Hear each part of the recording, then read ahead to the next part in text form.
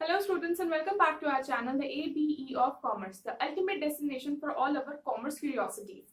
तो चलिए आज का टॉपिक स्टार्ट करने से पहले मैं आपको एक छोटा सा ब्रशअप दे देती हूँ। हमारा जो टॉपिक है वो है फॉर्म्स ऑफ बिजनेस ऑर्गेनाइजेशन, यानी कि जो व्यापार है यानी हमारा जो व्यवसाय है वो कितने टाइप्स का होता है, कितने फॉर्म्स होते हैं उसके, हम उसके ऊपर एक छोटी सी ब्रीफिंग ले रहे हैं। सो बेसिकली जो फॉर्म्स ऑफ बिजनेस ऑर्गेनाइजेशन होते हैं वो मेनली हम 5 तरह के ऑर्गेनाइजेशन देखते हैं। First is our sole proprietorship, एकांकी व्यापार, जिसमें कि हमारा वन मैन रूल चलता है। इस वन मैन रूल का मतलब ये है कि एक ही पर्सन पूरा का पूरा बिजनेस हैंडल करता है। वो अपनी कैपिटल लेकर सारा का सारा बिजनेस मैनेज करता है। पूरी की पूरी बिजनेस की रिस्पॉन्सिबिलिटी उस एक पर्सन पर होती है। इसे कहते हैं हम sole proprietorship. Next is our partnership. Partnership में यहाँ पर हमने जहाँ कहा कि एक पर्सन है, हमने यहाँ पर कहा पार्टनरशिप में देयर आर 2 और मोर देन 2 पीपल, यानी 2 या 2 से ज्यादा लोग मिलकर बिजनेस को हैंडल करते हैं। इनको साथ में हम अलग अलग पार्टनर्स कहते हैं, और अगर ये साथ में होते हैं तो इन्हें हम पार्टनरशिप फर्म कहते हैं। ठीक, नेक्स्ट है हमारा joint Hindu undivided family business. Joint Hindu undivided family business का मतलब जो हमारा फैमिली बिजनेस होता है। फैमिली बिजनेस में यहाँ पर एक पर्सन जो फैमिली का हेड होता है वो बिजनेस का ओनर होता है, या फिर उसे हम कहते हैं बिजनेस में हेड होता है, और उसके अंडर जितने भी फैमिली मेंबर्स होते हैं वो काम करते हैं। So it's out of a family business. Next जो फॉर्म है हमारा वो है हमारा कंपनी। कंपनी को हम आज अच्छी तरह से देखने की कोशिश करेंगे कि कंपनी है क्या, इसके क्या फीचर्स हैं, मेरिट्स, डीमेरिट्स, और उसके साथ साथ हम कंपनी में क्या क्या इंपॉर्टेंट पॉइंट्स होते हैं जिसको समझने की हमें जरूरत है टू अंडरस्टैंड अवर कंपनी। तो चलिए स्टार्ट करते हैं। व्हाट इज कंपनी, यानी कंपनी क्या है। ठीक है, इसकी एक बहुत छोटी सी डेफिनेशन है जो मुझे लगता है कि एप्ट है। यहाँ पर इतनी छोटी सी डेफिनेशन है, लेकिन ये 2 या 3 लाइंस जो हैं ये कंपनी को बहुत अच्छी तरह से एक्सप्लेन करती हैं। तो कंपनी वो बिजनेस का वो फॉर्मेट है या फिर वो फॉर्म है जो कि क्या है, company is an artificial person. इस बात पर गौर डालिएगा, company is an artificial person, यानी कि क्या है, एक पर्सन है जिसको हम एक अलग एंटिटी मानते हैं, एक पर्सन मानते हैं, लेकिन वो नेचुरल पर्सन ना हो कि आर्टिफिशियल है। आर्टिफिशियल का मतलब होता है मैन मेड है। ठीक है, इसे नेचुरली ना कह के हम कहेंगे it's an artificial person created by law, यानी कि जिसे लॉ ने बनाया है, यानी कि किसी अधिनियम के अंडर बना है। मैं बताऊंगी कौन सा अधिनियम, क्या है ये, एक अधिनियम ने इसे बनाया है। Having a separate legal entity. Separate legal entity का मतलब होता है यानी इसकी क्या है, एक लीगल एंटिटी, यानी कि अपनी खुद की इसकी लीगल एंटिटी है। जैसे कि मैं एक सेपरेट लीगल एंटिटी हूँ, एक पर्सन हूँ, मेरे खुद के लॉज हैं, मेरे खुद के डिसीजंस हैं, मेरे खुद का एक एग्जिस्टेंस है। उसी तरह कंपनी जो होती है वो भी अपने आप में एक सेपरेट लीगल एंटिटी है। वो अपने आप में ही एक सेपरेट पर्सन की तरह उसे हम देखते हैं। ठीक है, विथ अ परपीचुअल सक्सेशन। देखिए, परपीचुअल सक्सेशन का मतलब ये होता है, अभी तक आप लोगों ने समझा होगा कि जब हमारा सोल प्रोप्राइटरशिप है, सोल प्रोप्राइटरशिप में जो बिजनेसमैन यानी कि जो हमारा ओनर है, प्रोप्राइटर है, अगर उसे कुछ हो जाता है तो बिजनेस खत्म हो जाता है। उसी तरह पार्टनरशिप में पार्टनर्स के बीच में अगर कोई चेंज आता है तो पूरी की पूरी पार्टनरशिप अग्रीमेंट चेंज हो जाता है, जिस वजह से पार्टनरशिप चेंज हो जाती है। यहाँ पर हम कह रहे हैं कि परपीचुअल सक्सेशन। परपीचुअल सक्सेशन का मतलब यहाँ पर ये कहा गया है कि हो सकता है कि ओनर्स चेंज हो, कंपनी के जो चलाने वाले हैं वो चेंज हो जाए, मेंबर्स चेंज हो जाए, लेकिन इससे कंपनी को कोई फर्क नहीं पड़ेगा। इससे कंपनी चलती रहेगी अनटिल अनलेस उसे लॉ क्या करे, लॉ खत्म ना करे। ठीक है, so there is perpetual existence का मतलब, परपीचुअल सक्सेशन का मतलब कि अगर एक पर्सन जाता भी है तो उसकी जगह दूसरी कोई पर्सन ले सकता है कंपनी को चलाने के लिए as an owner, as an member. ठीक, so perpetual succession and a common seal. Common seal का मतलब ये है, देखिए हम सबके अपने अपने सिग्नेचर्स होते हैं, वो सिग्नेचर से अटेस्ट करते हैं कि हमने उस चीज को देखा, हमने पढ़ा, उसके बाद हमने अपनी अग्रीमेंट, हमने अपने मर्जी से वहां पर सिग्नेचर्स किए। उसी तरह कंपनी के भी अपने सिग्नेचर्स होते हैं, अपनी उसकी खुद की एक्सेप्टेंस होती है, और उसको हम कहते हैं किस नाम से, कंपनी की कॉमन सील के नाम से। यानी कि अगर कभी कोई डॉक्यूमेंट साइन किए जाएंगे तो कंपनी की सील उस पर लगेगी, जिससे वो कंपनी के थ्रू अटेस्ट होकर जाएंगे। So this was the definition. Company business form का वो बिजनेस ऑर्गेनाइजेशन का वो फॉर्म है जो कि क्या कहलाता है, एक आर्टिफिशियल पर्सन होता है, वो परपीचुअस एक क्रिएटेड बाय लॉ होता है, अपने आप में ही उसकी एक सेपरेट लीगल एंटिटी है, वो सेपरेट पर्सन है, जैसे कौन गवर्न करता है, हमारा लॉ गवर्न करता है। नेक्स्ट इज अवर परपीचुअल सक्सेशन, कि कंपनी में अपने आप में परपीचुअल सक्सेशन होता है, यानी कि उसके जो ओनर्स होते हैं दे कैन चेंज, मगर कंपनी में कोई चेंज नहीं आता है, और उसके साथ उसकी कॉमन सील होती है। ठीक है, बहुत सिंपल सी डेफिनेशन है। मैंने कोशिश की है हर एक पॉइंट को लेने की, और इसको हम अच्छी तरह से समझ सकते हैं when we will go through the characteristics और फीचर्स ऑफ कंपनी, यानी कंपनी के जो कैरेक्टरिस्टिक्स हैं या फीचर्स हैं अब हम वो देखेंगे। तो चलिए स्टार्ट करते हैं। देखिए कैरेक्टरिस्टिक्स में सबसे पहला हमारा जो पॉइंट है वो बहुत सिंपल सा है, एन आर्टिफिशियल पर्सन। हमने कहा company is an artificial person. Artificial person का मतलब क्या है, it is created by man, यानी कि क्या किया जाता है according to the wish of the man, इसे हम बनाते हैं, इसे हम एक पर्सन की तरह, इसकी सेपरेट एंटिटी की तरह हम इसे ट्रीट करते हैं, और इसे हम क्या कहते हैं, it's an artificial person. Next, voluntary association for profit. देखिए इसमें जो भी इंसान जुड़ता है कंपनी में, there are more people, there can be more people than partnership. तो यहाँ पर हम क्या कर रहे हैं, जो भी यहाँ पर आएगा they will have a voluntary association for profit, यानी कि जो भी कंपनी से जुड़ेगा वो किस चीज के लिए जुड़ रहा है, यहाँ पर हमारे प्रॉफिट के लिए। ठीक है, नेक्स्ट है separate legal entity. Separate legal entity का मतलब यहाँ पर कंपनी को हम किसी पर्सन के साथ नहीं जोड़ते हैं, हमने हमारे जो सोल प्रोप्राइटरशिप है उसको हमने जो ओनर है उसके साथ जोड़ा था। ठीक है, ओनर खत्म तो हमारा बिजनेस भी खत्म हो जाएगा। पार्टनरशिप भी जो होती है उसके पार्टनर से मिलकर ही बनती है। ठीक है, लेकिन यहाँ पर कंपनी अलग रहेगी और उसके जो मेंबर्स हैं या फिर जो उसके ओनर्स हैं वो अलग रहेंगे। उनके होने ना होने से कंपनी पे कोई असर नहीं पड़ेगा, उसका खुद का एक लीगल स्टेटस रहेगा। ठीक है, तो company will have a legal status. ठीक, next we have common seal. भाई कंपनी के खुद के सिग्नेचर्स होते हैं जिसके थ्रू, क्योंकि हमने कहा इट्स एन आर्टिफिशियल पर्सन, अब पर्सन है तो उसका सोच विचार होगी। ठीक है, उसका अपना खुद के डिसीजंस होंगे, तो कंपनी के डिसीजंस कहाँ से फाइनलाइज होते हैं, किस तरह होते हैं, थ्रू इट्स सिग्नेचर, यानी कि हमारी जो कॉमन सील होती है। ठीक, नेक्स्ट इज परपीचुअल सक्सेशन। परपीचुअल सक्सेशन को अगर मैं समझाना चाहूँ, द मैन में कम एंड मैन में go but I will go but I will keep going.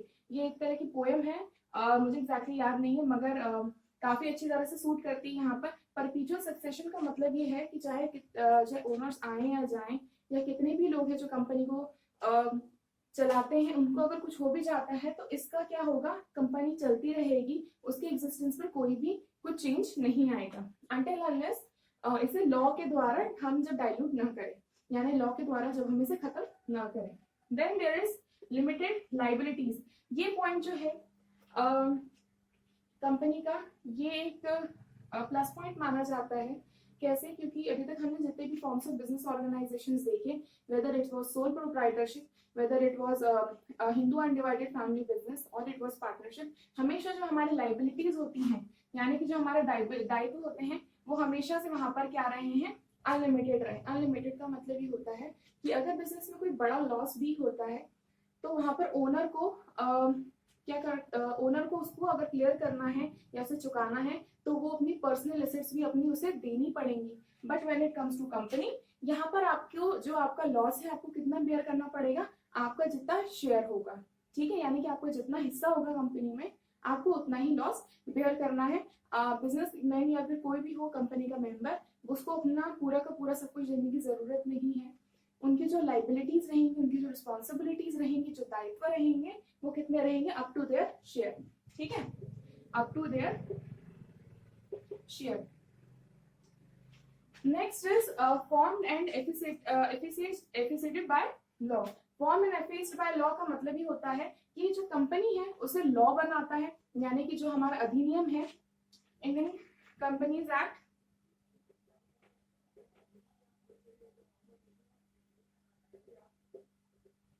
1956, अभी बदलकर 2013 हो गया है हालांकि।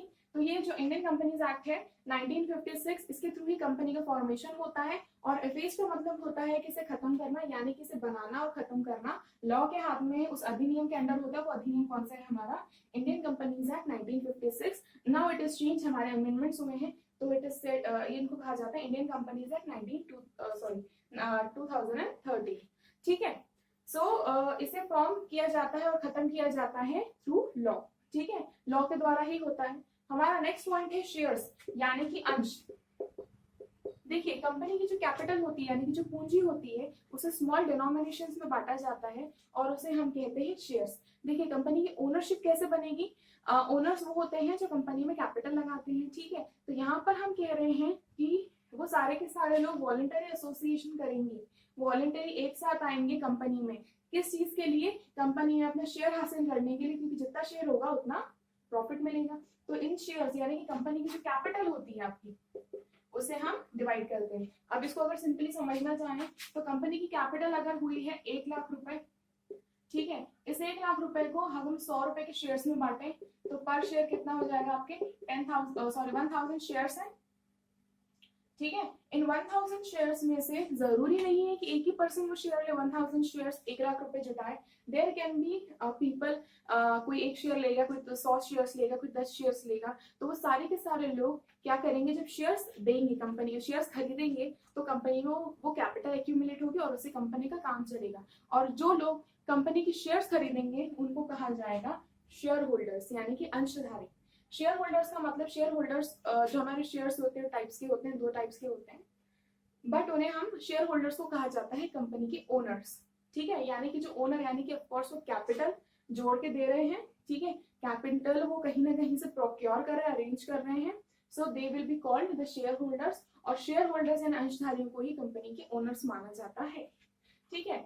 Borrowing of fund, borrowing of funds का मतलब है कि कंपनी में शेयर्स आ गए, अगर शेयर्स के बाद भी अगर पैसे की जरूरत है, ठीक है, या किसी तरह के किसी भी तरह के फंड की जरूरत है तो वो फंड्स हम क्या कर सकते हैं, हम बोरो कर सकते हैं यानी कि उधार ले सकते हैं, ठीक है। और बोरो करने से हमारा मतलब ये है कि कंपनी में जब कैपिटल यानी कि जरूरत पड़ती है पैसों की, तब आप, जब आपके पास नहीं होंगे तब आप उधार लेंगे। अभी तक हमने देखा था कि ट्रेडर जो है वो अपने जो सोल प्रोप्राइटरशिप है वो अपने लेवल पर फंड्स को कहीं ना कहीं से एक्यूमुलेट करता था, ठीक है। अगर हम पार्टनर्स की बात करें तो पार्टनर्स अपने लेवल पर करते थे। यहाँ पर हम क्या कर सकते हैं, जिस तरह हम शेयर्स को इशू करते हैं उसी तरह हम अपने बोरोइंग फंड्स को भी इशू कर सकते हैं। हम आगे जाके पढ़ेंगे वो क्या होते हैं, डिबेंचर्स होते हैं वो, और लोन्स होते हैं।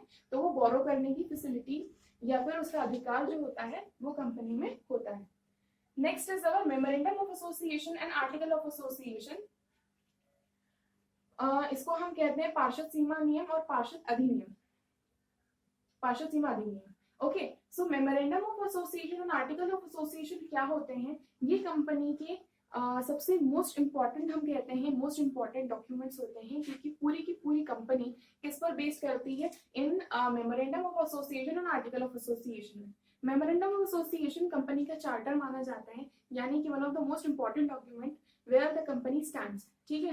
कंपनी की कैपिटल क्या होगी, कंपनी की क्या रूल्स होंगे, उनकी लाइबिलिटीज किस तरह से होंगी, कैपिटल किस तरह से होगी, उनका रजिस्टर्ड ऑफिस, इस तरह के क्लॉजेस जितने भी होते हैं उनकी डिटेल्स होती है मेमोरेंडम ऑफ एसोसिएशन में। जिस तरह हमारी पार्टनरशिप डील होती है जिसके ऊपर हमारी पूरी पार्टनरशिप बेस करती है, पूरे क्लॉजेस होते हैं, उसी तरह से मेमोरेंडम ऑफ एसोसिएशन के अंदर कंपनी के सारे क्लॉजेस होते हैं।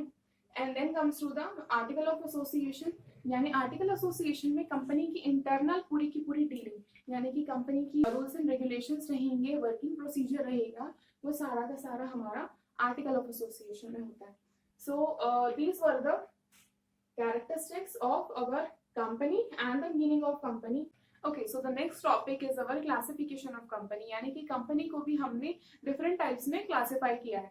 तो चलिए आइए देखते हैं कि कंपनी का क्लासिफिकेशन किस तरह से है। देखिए बेसिकली कंपनी को 3 टाइप्स में हम लोगों ने क्लासिफाई किया है। One is your on the basis of liability, यानी कि कंपनी की लाइबिलिटीज के बेस पर हमने कंपनी को डिस्टिंग्विश किया है, क्लासिफाई किया है। Next on the basis of members, यानी कंपनी के जो मेंबर्स हैं यानी कि जो उसके सदस्य हैं उनके बेसिस पर हमने उसको डिस्टिंग्विश किया है। एंड नेक्स्ट और द लास्ट वन इज हमारा size, on the basis of size हमने कंपनी को क्लासिफाई किया है। तो फर्स्ट देख लेते हैं on the basis of liability, यानी कि कंपनी के जो दायित्व रहेंगे उनके बेसिस पर किस तरह से हमारी कंपनीज होती हैं, ठीक है। तो फर्स्ट होता है आपका limited by share. Limited by share का मतलब ये होता है कि कंपनी के जितने भी मेंबर्स रहेंगे या शेयर होल्डर्स रहेंगे उनके जितने भी शेयर्स रहेंगे, यानी कि उनका जितना भी हिस्सा रहेगा, कैपिटल में, वो क्या करेंगे उतने से ही अपने आप में उनकी लाइबिलिटीज रहेंगी। उनकी लाइबिलिटीज केवल और केवल लिमिटेड रहेंगी उनके शेयर तक। यानी कि अगर मेरा कंपनी में 10% का हिस्सा है, तो जो भी अगर आपकी लाइबिलिटी बनती है, मेरा उसमें केवल और केवल 10% का हिस्सा है। ठीक है, मुझे नहीं पता करना या मुझे किसी से मतलब नहीं है कि वो 90% क्या किस तरह से क्लियर होगा। ठीक है, I am only responsible for my 10%। ठीक है, देन आता है लिमिटेड बाय गारंटी। गारंटी का मतलब ये होता है कि जहां पर आश्वासन की बात आती है, गारंटी का मतलब कि कंपनी वहां पर अपनी लाइबिलिटीज में किस पार्टनर ने कितनी या किस मेंबर ने कितनी अपनी गारंटी दी है कि वो कितना परसेंट अगर कुछ लॉस होता है या कोई अगर कोई किसी तरह से कोई लॉस होता है तो उसमें वो कितना परसेंटेज देगा, कितना उसने गारंटी किया है वो अमाउंट। ठीक है, वो अमाउंट जो होता है वो पर्सन अगर वहां पे दे रहा है, वहां बता रहा, तो यहाँ पर आता है आपका limited by guarantee. And the next one is unlimited liabilities. Unlimited liabilities में सिर्फ एक ही पॉइंट होता है, यहाँ पर जितने भी मेंबर्स होते हैं वो यहाँ पर इस चीज के लिए अग्री करते हैं कि वो क्या करेंगे, कंपनी के अगर क्रेडिटर्स हैं तो उनको वो पर्सनली कितना पे करेंगे पर्सनल लेवल पे। ठीक है, यहाँ पर कुछ भी लिमिटेड नहीं होता। ठीक है, अनलिमिटेड है। यहाँ पर इनकेस अगर कोई बहुत बड़ा लॉस हो रहा है तो उसको हम क्या करेंगे, उसको हम जो भी हमारे मेंबर्स हैं वो उसको उनको पर्सनली भी उसको पे करना होगा। ठीक है, so there is limited by shares, यानी जितने शेयर्स होंगे, लिमिटेड बाय गारंटी यानी जितनी उन्होंने गारंटी अग्री की है कि वो इतना अमाउंट पे करेंगे। नेक्स्ट इज अनलिमिटेड लाइबिलिटीज, यहाँ पर वो पर्सनली भी पे करेंगे।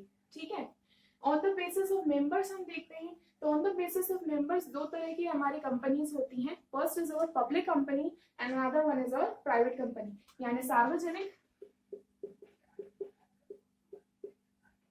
और दूसरा होता है निजी। सार्वजनिक और निजी, देखिए ये दो तरह की कंपनीज होती हैं। बेसिकली जो हमारा ये बहुत ही इंपॉर्टेंट टॉपिक है ये हमारी private company and public company, क्योंकि इनका जो डिस्टिंग्विशमेंट है यानी जो इनका डिफरेंस है वो बहुत सिंपल सा है लेकिन बहुत इंपॉर्टेंट सा है। ठीक है, तो देखिए इनको और मुझे अच्छी तरह से एक्सप्लेन करना है, इसे मैंने ज्यादा नहीं लिखा है लेकिन मैं अच्छे से थोड़ा सा बता देती हूँ। पब्लिक कंपनी इनकी मेंबर्स के ऊपर बात की गई है, तो इनके मेंबर्स के ऊपर एक लाइट डाल देते हैं। जो हमारी पब्लिक कंपनी है उनमें number of members, minimum members 7 member होना जरूरी है। 7 मेंबर्स आपका मिनिमम लिमिट है जहाँ पर आपकी पब्लिक कंपनी स्टार्ट करने का। The next one is the maximum limit. जो मैक्सिमम लिमिट है वो है अनलिमिटेड, यानी कि यहाँ पर जितने चाहे मेंबर्स हो सकते हैं। So the limit of members is minimum 7 यानी 7 और maximum is unlimited, so there is no limit for the number of maximum members. ठीक, नेक्स्ट आती है आपकी प्राइवेट कंपनी। प्राइवेट कंपनी का मतलब जो आपकी निजी कंपनी होती है, इसमें जो नंबर ऑफ मेंबर्स होते हैं मिनिमम होते हैं आपके 2, मिनिमम 2 मेंबर्स होते हैं।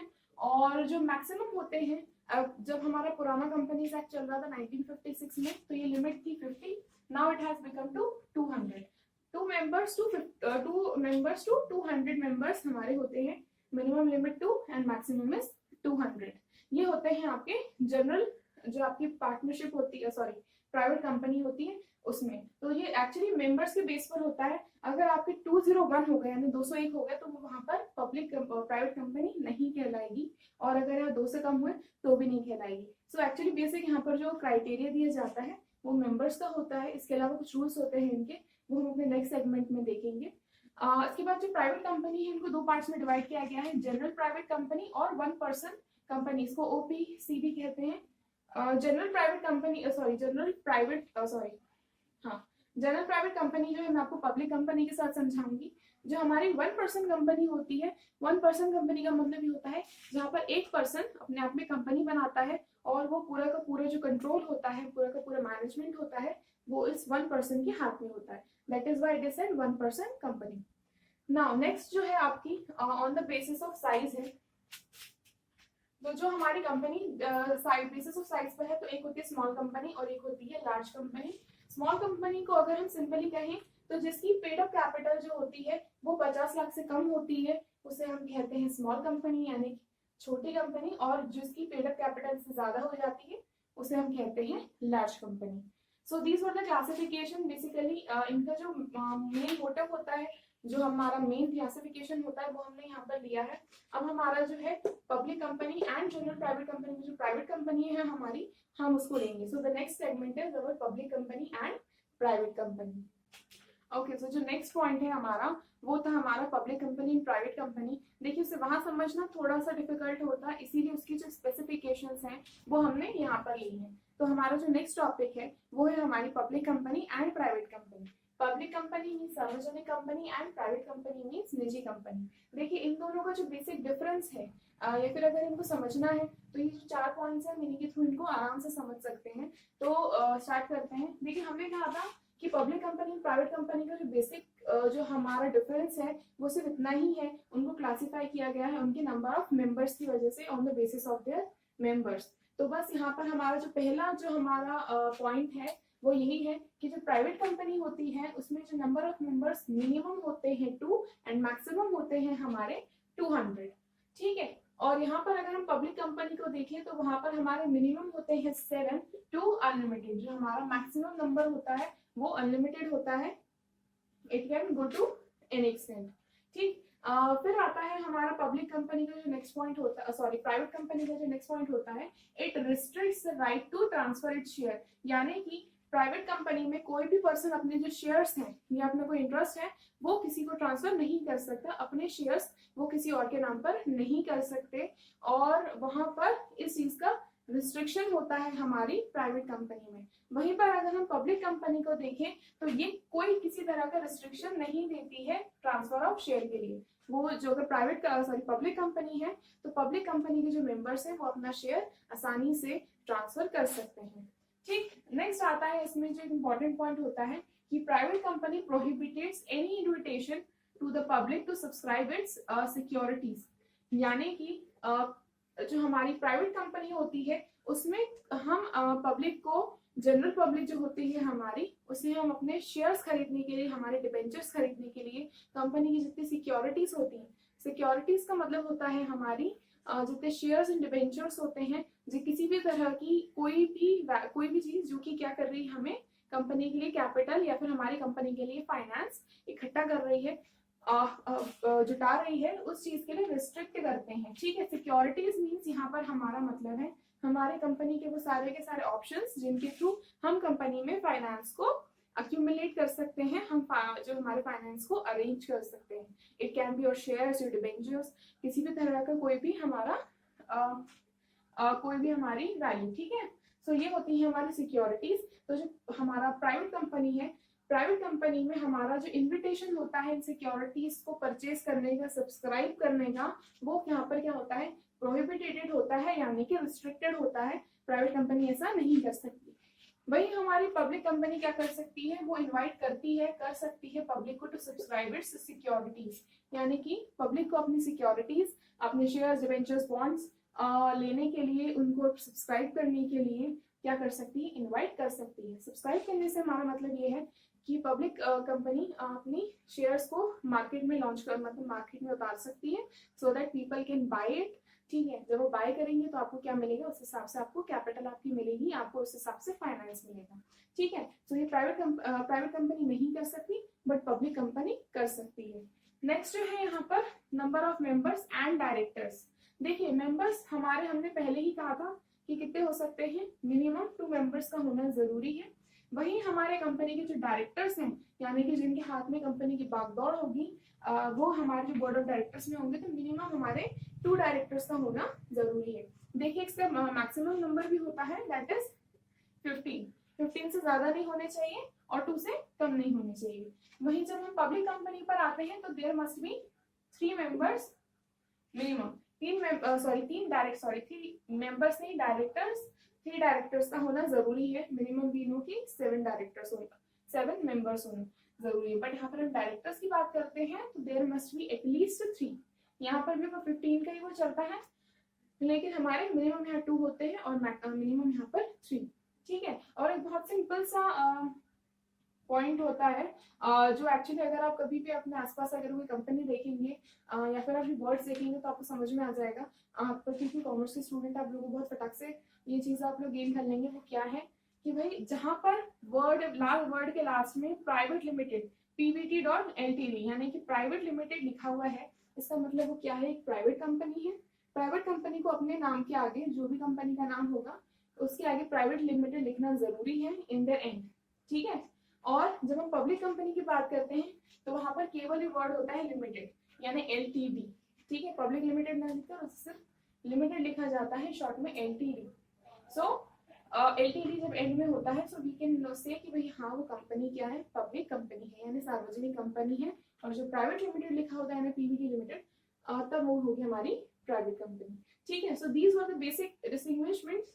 बेसिक हमारा जो डिफरेंस है वो यही है, और हमारा बेसिक अगर हम पब्लिक कंपनी प्राइवेट कंपनी को समझना चाहते हैं तो यही है। ये सारे के सारे फीचर्स होते हैं, और पब्लिक कंपनी वो होती है जिसमें इनमें से कोई फीचर नहीं होता, इसके अपने खुद के फीचर्स होते हैं, वो ये होते हैं, ठीक है। So basically this was your basic classification of company, ठीक है। हमारा कंपनी का जो लास्ट जो बेसिक हमारा क्लासिफिकेशन है वो हमने यहाँ पर लिया है। नेक्स्ट आता है हमारा जो कंपनी के इंपॉर्टेंट डॉक्यूमेंट्स हैं, जो हमारा मेमोरेंडम ऑफ एसोसिएशन है, आर्टिकल ऑफ एसोसिएशन है, प्रोस्पेक्टस है, और साथ ही साथ जो हमारा कंपनी का फॉर्मेशन है हम लोग वो लेंगे, but we will take in our next video. और इस नेक्स्ट वीडियो में हम लोग हमारी कंपनी को कंप्लीट करेंगे। जितने भी बेसिक हमारे पॉइंट्स हैं हम लोगों ने उठाने की कोशिश की है, और हमारे जो मेरिट्स बचे हैं हम वो लेंगे। सो इसी के साथ thank you so much. I really hope you enjoyed this video. I really hope इससे कुछ आपको यूजफुल आप लोगों ने गेन किया, एंड कैसा लगा बिल्कुल हमें बताइएगा। अगर कोई डाउट है, कंफ्यूजन है, so of course we are always there for you. Now with that thank you so much. Don't forget to like, share, comment and subscribe to my channel, and that bell icon उसको बिल्कुल दबाइए ताकि आप लोगों को हमारे videos latest से latest हमारी जो न्यूज़ है आप तक पहुंचे। Thank you so much. This is me Neelam मेघानी। Have a good day. Thank you so much.